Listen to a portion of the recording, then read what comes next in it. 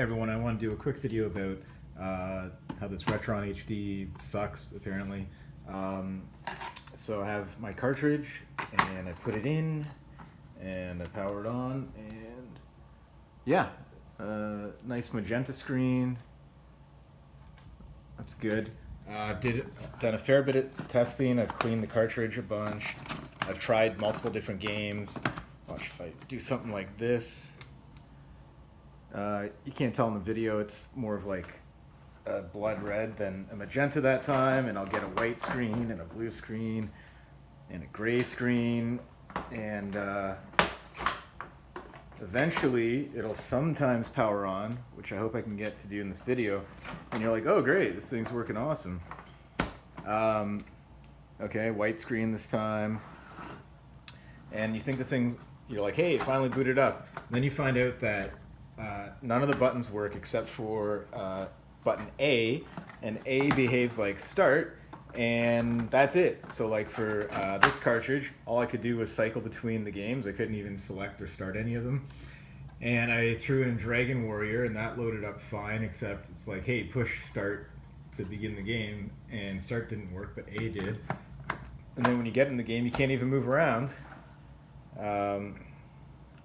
Yeah, all right.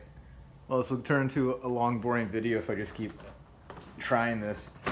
I would like to get the game to power up to show you that part, but I mean, I'm ordering a replacement one. I don't have high hopes. It seems to me, okay, I'm going to open this up. The magic of planning ahead. So I unscrewed this, and part of the reason why I think you get different colors and all that is I think actually the pin alignment's sloppy. So that kind of sucks. So you're gonna have like reliable usage. And why the controller screwed up, I have absolutely no idea. Some of these solder points right here, I was noticing look almost like incomplete. Like they look, the ones over here don't necessarily look like they're filling the holes, whereas these do. So I might bust out the multimeter, do some experimenting.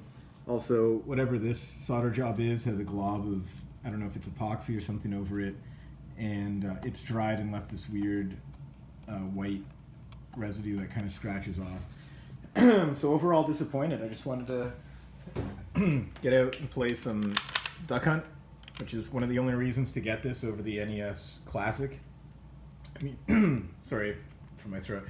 For the NES Classic, I have an NES Classic, but I can't play light games with it. So I got my CRT and the gun, and yeah, oh well. Okay, so I just want to come back here and say I think it's definitely pin alignment issues, because all I'm doing is I'm applying pressure with my finger to the left or right and power cycling it, and I get different things like this.